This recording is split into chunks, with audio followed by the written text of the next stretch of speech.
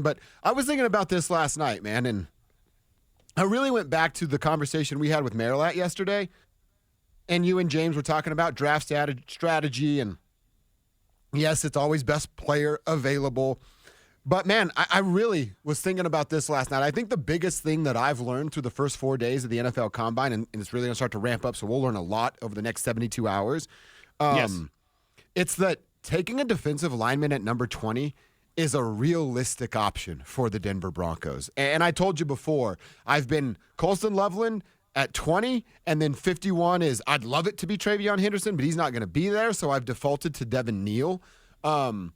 I don't know that that's the case, man. I felt really, really good about that exact scenario coming true in April until this week started, and I learned that there are 41 interior defensemen invited to the Combine versus the 25 that were there last year, and the 41 are all looked at as like the first 3 rounds that they will be selected, and I might be selling them short on that 3rd round. So that's the biggest thing that I've taken away this week is a week ago, I would have said, I'm disappointed if the Broncos don't select a tight end or a running back at 20. A week later, I'm like, hey, buckle up, Broncos country, because there's a good chance they're not doing that. Yeah, can it be a curveball when the guy's built like a, bowling ball? Yeah, is that the case? I was talking to Eric Edholm from NFL.com earlier, and no, I'm not name dropping. I'm just telling you who I talked to in Indy. And I asked him about Jordan Phillips, the Maryland kid, and we both agreed he's a player. Saw him at the Senior Bowl, and he's also a guy you could get in the 2nd round. So we talk about the first rounders, and everyone's going to talk about the Michigan guys and Graham and all that. It's like, yeah, okay, they're fantastic. They're awesome. They're also going to be gone by 20. So I would ask you this before I say something that may be considered outlandish, although it's going to make Kev real happy. All right. Are you bored with consensus? Because it's tight end day. Everyone, Colston Loveland to the Broncos, Colston Loveland to the Broncos. And Mace did ask Colston Loveland about rodeo, which, of course, caught my attention because Colston Loveland played rodeo, participated in rodeo. And I was asking Mason, I was like, was it timed event or was he like bull riding? He's like, I don't know. I was like, if you're going to do the cowboy questions, I need to be there. I was posted up at Tyler Warren, Arondi Getz, and Travis Hunter, front row scouting comment. So Colston Loveland has become kind of the consensus. I really think the Broncos are going to get Colston Loveland. Okay, that'd be awesome. And I'll disagree with Will about, like, there's this huge gap. I think Loveland's the best tight end. Warren is the best, like, whatever. It's different. They're different players. And I do like that Tyler Warren said he wore 44 because his dad put on John Riggins tape. Wow. And that big man, 45. I think Stink blocked for him. That's how long ago John Riggins played. That's cool. Yeah. So he's got that. And I believe. I thought it was for Pistol Pete this whole time. Right. Well, I think they called John Riggins the albino rhino. Nice. I believe Mike Allstott had that nickname too. But either way, the big 44 on the field and Tyler Warren. That's awesome. Colston Loveland's kind of the consensus. So before I tell you a different possibility at 20, are you bored with the consensus? Are you bored? It's February 20, whatever. Are you bored? Okay, Colston Loveland's the pick, guys. Are you bored with that? Because there is another. I'm not bored with it, but I mean, if you can find a better player, then I'm absolutely up for the conversation. I'm not bored with anybody that's going to help Bo Nix get better. Okay, then here's the conversation.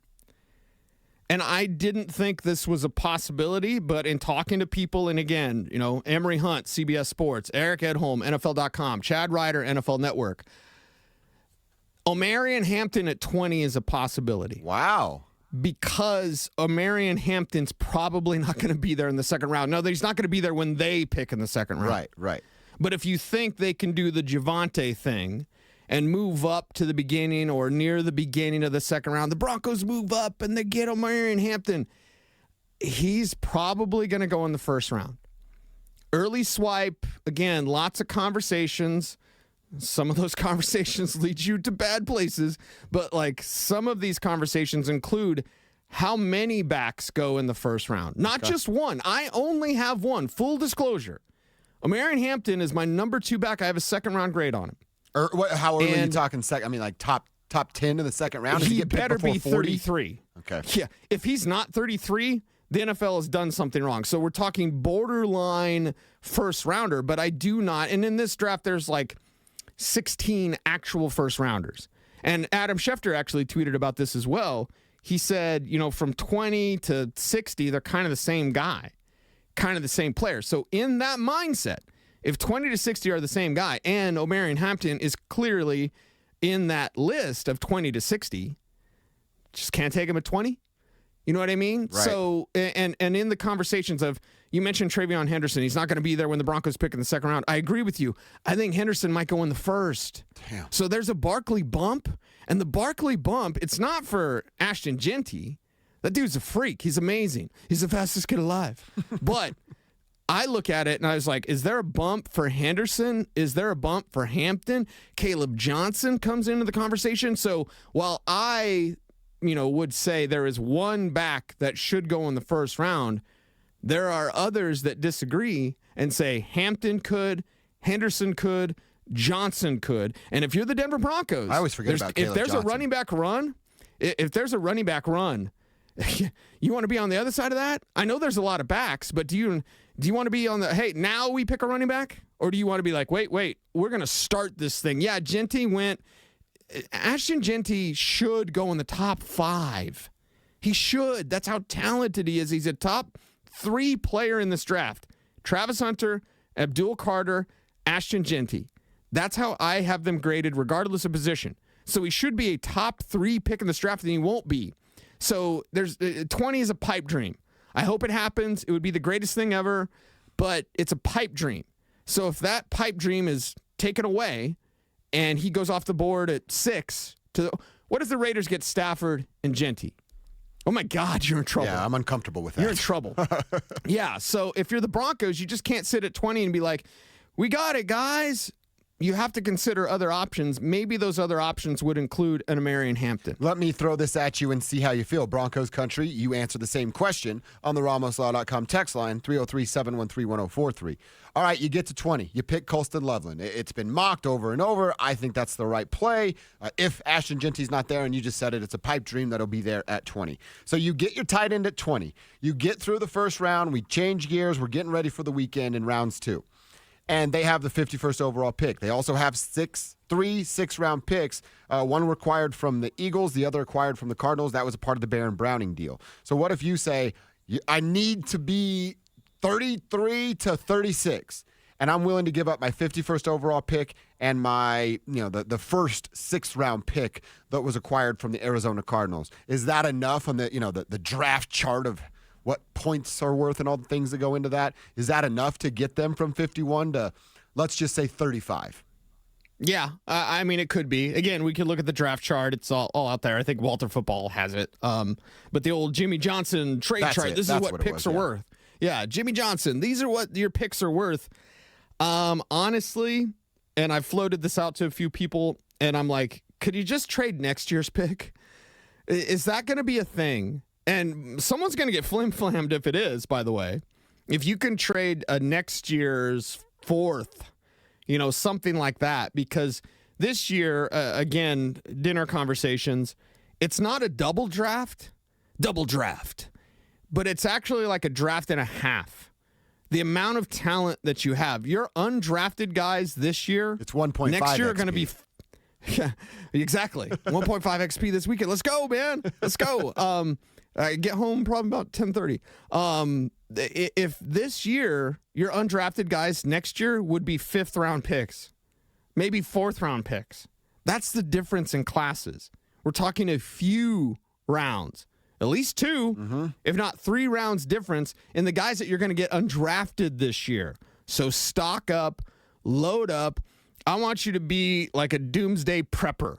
Like, hey, what's that? Those 55-gallon barrels in your garage. What are those? Yeah. That's dry food, preparation. I got stacks of water. Yeah. Right? Yeah. So be a doomsday prepper, and it's because next year's draft isn't as good. There's your doomsday. I've never been like the biggest doomsday prepper guy, and now we're in the process of buying a new house.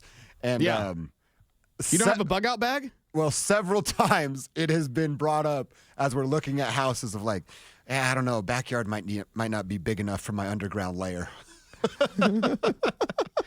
Kelsey's like, you're an idiot. But I'm like, I'm going to build an underground layer. There's going to be a place for us to go when things go south. So I'm glad that you're on the same page with me right there. Just hardwire your Xbox in. Oh, 100%. 100%. Yeah, I think all of us would want that. Underground bunker with the video games, yes. Hell yeah. Video games and football. That's exactly Done. right. Indoor basketball court, underground. Done. Yep.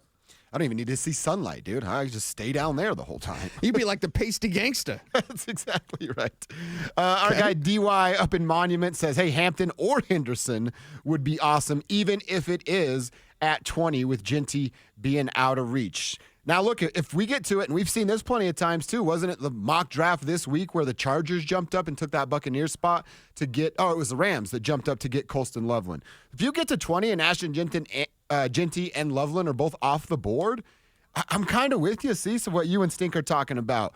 Who cares what it looks like? If you believe Amarian Hampton is the best player right there that fits your need, why not take him at 20? Yeah, take him at 20, and we need to start thinking about this a little bit differently. Not because it's a thought experiment and we have 4 hours of radio to fill a day. Trust me, we're going to fill it. We're going to entertain you. We're going to make you laugh. We're going to inform you on what's going on. And it's about looking at how the Broncos are looking at it. They haven't zeroed in on Colston Loveland.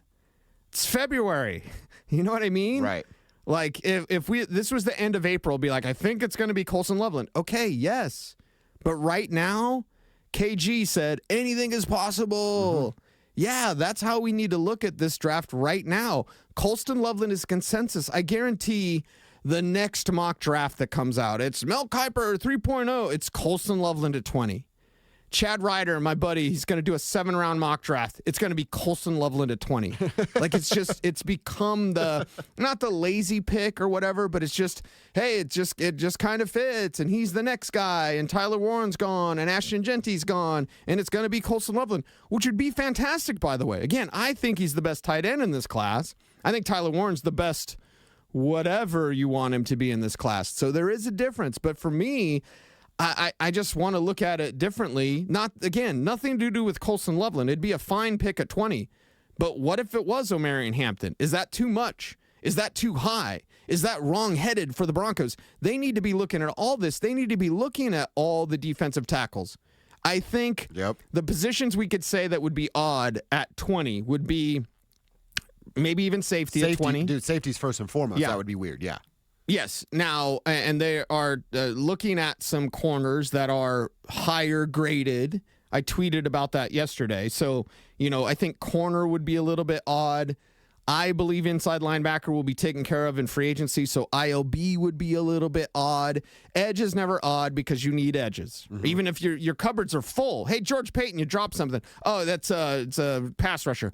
Like, it's coming out of his pockets, right? So edge is always, it'd be a little bit off the beaten path, but it's never like, oh my God, they got another pass rusher. Like, oh, okay, yeah, that's what they thought.